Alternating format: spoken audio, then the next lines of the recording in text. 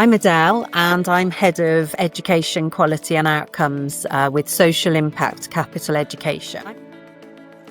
So I've been in Saudi Arabia for 3 years now, and when I came out I was doing the job of starting up a new British school.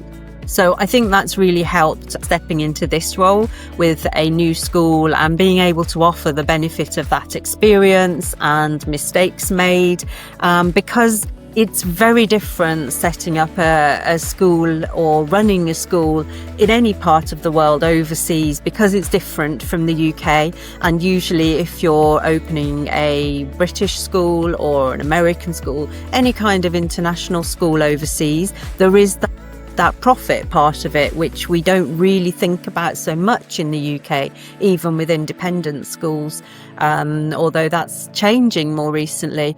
But in Saudi Arabia, some of the things, there's always cultural differences wherever you live, and that's not just about the religion or the place that you're living in.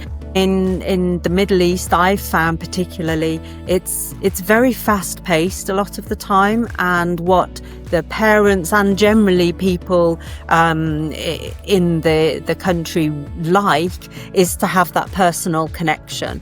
So parents don't necessarily leave their child in the care of the teachers and then just catch up with you now and then. They want communication. So as a principal, you kind of have to be very available.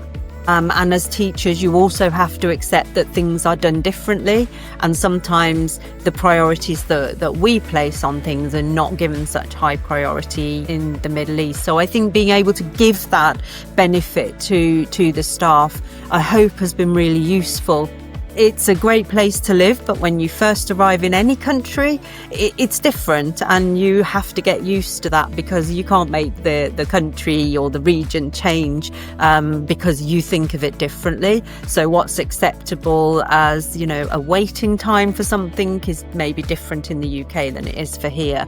There are lots of elements there. It's a fantastic place to live and work, but for sure it's different, and you have to manage people's expectations. So I hope that's been really useful for both the staff and the senior team for SIC as well, none of whom have actually worked in Saudi particularly, although our CEO is Egyptian, so he knows this part of the world very well, of course.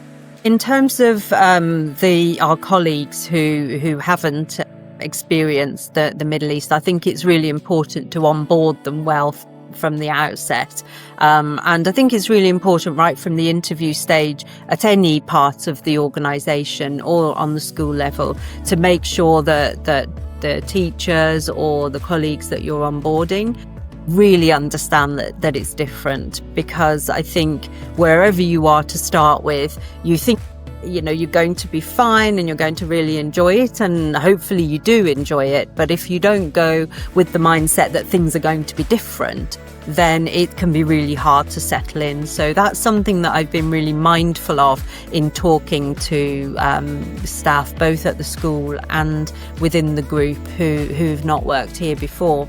When I first came to Saudi Arabia, I was very lucky in that I had some friends that I made very quickly who were colleagues who were Saudi and were really helpful. I would rely on them a lot to ask with things we're doing in the school.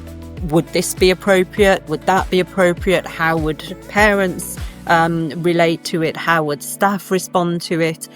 So that somewhere in the middle you can bring the British culture of a British school, but still actually work in a way that really works, because we're not just here for our British children, we're also here internationally for both local students and international students. So what I found is, having gathered a lot of knowledge about that and experience and talking to people, that I can put our colleagues in touch with others who can help with things, or just to learn. For example, people will call on you late at night because it's a late night sort of city, and all of those kinds of things. I think it's still really hard to actually prepare yourself until you're here, but I think what we can do as an employer is to do our very best to bring those expectations so that people feel they come informed.